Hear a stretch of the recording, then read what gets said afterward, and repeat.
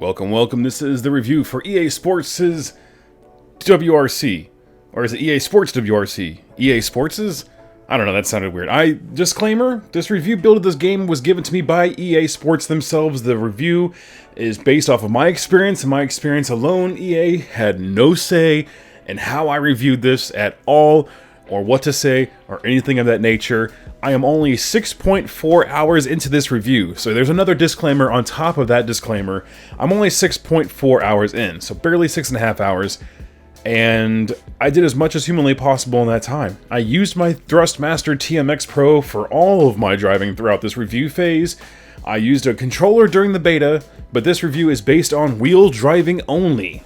And the driving feels absolutely amazing. Building a car of my own specs and taking it out on the course has been a wonderful feeling, and this is how I started my career in EA Sports WRC. Me, Thomas Mergel, and the co-pilot, Connor Speed6, go subscribe to his channel by the way. He is a huge rally nerd, and he deserves all your subs, especially if he starts playing WRC. Anyways, took off in our customized rally car in the Junior WRC. We visited Sweden, and the car drove wonderfully through the thick snow. We had a couple of bumps and bruises, but took second place overall in our very first event. After that, I spent some time doing a lot of time trials, actually. Sometimes I beat my goal, and sometimes I did not. Getting a better grasp on different cars and different surfaces and throughout different locations. And at this time, I noticed some sounds from Dirt 5 were used in the menu on EA Sports WRC, so some shortcuts were used while making this game. The callouts and graphics also feel very familiar and look very familiar to Dirt Rally 2.0, which isn't necessarily bad. It doesn't change the way the game is played or anything, but it's definitely noticeable. Rally School. It's just like a Gran Turismo style licensed trial run where you have to complete these objectives within a specific amount of time. You don't have to do these, but if you're a rookie and very new to the game, these will build up your skills and make you feel confident in playing this game. You can do these on tarmac, gravel, and snow. I enjoyed doing a few of these, but unless you were trying to be a completionist, and maybe there's an achievement for it, I don't know. I don't find it necessary to do every single one of these. And so I quit after about 6 or 7 of these. Moments.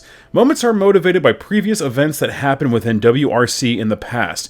These have leaderboards attached to them, so if you want to do these moments and shoot for a top of the leaderboard throughout the entire freaking world, then this will be fun for you. These leaderboards are throughout the cross-platform, and you are also playing against controller and wheel users. You can change the filter to see where you're at. So if you don't want to compare yourself to controller users, or if you don't want to compare yourself to wheel users, you can change the filter and see where you're at in the world. You can change to see how you compare to your friends, and that is pretty neat. You will get a gold medal for completing these specific tasks, but you'll also get a world tier finish within the leaderboards. So moments, pretty fun thing to do. I went to quick play, which is the ability to make a quick championship and just dive right in. And you can just select random cars and tracks, and it's the perfect option if you can't make up your mind and you just want to jump into a couple of races. No commitment, quick play, dive in. It's a lot of fun for those who really just want to get into a race as fast as humanly possible. Now, I went back to career after a couple hours, and I continued with my career mode. I had to hire a staff, manage a budget, buy another car, and then continue to race on top of everything else. Specific things also allow you to drive your own builder car, which is awesome, but you're also in these invitationals where you have to drive a specific car, and they provide the car for you. But you have to be careful, because if you wreck the crap out of the car, you have to pay for the repairs and everything, and it's really, really expensive with some of these cars. So be careful. Continue to race to the top. Within all of the management stuff, you do get to pick and choose which races you want to compete on a weekly basis. Some weeks, you don't even have to race. You can just manage your team in such a way to give them the day off, give them the week off, build up their morale, make sure they're happy. You can just work on your budgeting. You can plan ahead. You can see what's happening ahead of time in the calendar, so you can also buy cars ahead of time if you would like to. Keep racing. You hit those targets, and you will succeed in your career the further you go. Now, let's talk about the driving and the physics. This is by far the best driving experience I have ever had in a racing game. I mean, in terms of using my wheel and feeling like I am just in complete control of my car, Assetto Corsa was also darn good. Dirt Rally 2 was better than that, I thought. This is a tier above Dirt Rally 2, and I mean just like a step above. The physics feel at its absolute most realistic. My car just behaves drastically different on tarmac, gravel, snow, wet tarmac. I mean, the cars, they just feel so darn good. They feel so different on many different surfaces, and I could tell throughout my wheel the feedback going through there, and it just helped me get through those different terrains, even when it's a mix of things. Like if one single route has, like let's say 40% tarmac, 60% gravel, I can definitely tell the difference as I'm driving on those different terrains. When it rains, everything feels slick and terrifying, and it makes you rethink how to approach certain turns with your certain vehicles that you're driving. The snow routes are daunting but wildly fun and consistent. I love driving through Sweden. The way you can personalize and customize your settings to make it more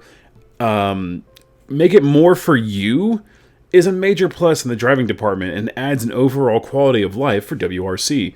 When you're able to build, test, and customize your drive, it makes for an overall better driving experience. And honestly, the overall quality of life of the game is going to be extended as well. The wheel I used is the Thrustmaster TMX Pro, and it was nothing fancy. It's a very entry-level wheel with a computer chair, and the wheelbase is mounted to my desk. Nothing to add to the experience, no immersion or anything changing, no triple screens, and no cockpit necessary. It's just a basic setup, and it was still a blast. I wish I could just stop doing this review and go straight back into playing the game because it was so much fun. I loved it. Overall, this game was worth the wait, and if you loved Dirt Rally 2.0 and you were disappointed with Dirt 5's more arcade style and lack of actual rally racing, then consider this Dirt Rally 3.0 with an official WRC license stamped onto the game. It drives like a dream and is amazingly fun, even if you have to restart and try again because you carry way too much speed through a corner and flipped into a bunch of trees. It's just an extremely laughable experience in a good way. I mean that in a good way, as it's super, super fun. I never really wanted to turn off the game. I just wanted to keep playing throughout my time with it. And unfortunately, my time was cut short. That's why I only got 6.4 hours into it. I'm not going to give this game a score quite yet. I want to get to my 10-hour mark that I usually do, so I'll make another review, and I'll come back and keep revisiting this game and kind of give an updated overall quality of life type reviews later on.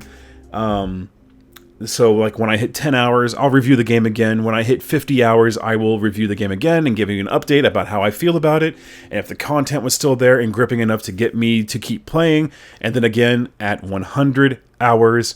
So, yeah, I highly recommend this game. This game is a beauty. It is so much fun, and that's just it for me. I could talk about the graphics, but everyone's going to have a different kind of... At this point, when it comes to AAA games, I really think that graphics, while they're all good. All the graphics are good. I think they're great, especially since I'm playing on PC. I'm playing on an old graphics card, and I'm still playing on high settings. I don't need to put it on Ultra because I don't have the monitor to support anything that's 2K or 4K, so it's kind of redundant for me. I'm a 1080p, 60 FPS kind of guy, and the game plays flawlessly at that specific, at those specifications for me. So my graphics card's holding up. It's a Super 1660. And it does a really good job, and I'm happy with it. And I know the game's going to look better on PlayStation 5 and Xbox Series X, and that's just fine. That's why I'm not really touching on the graphics, because to me, I think the game looks beautiful, and yeah, I highly recommend it. Thank you so much for watching. I have a ton of videos coming up, so stay tuned for that, and I will see you in the next race. Bye-bye.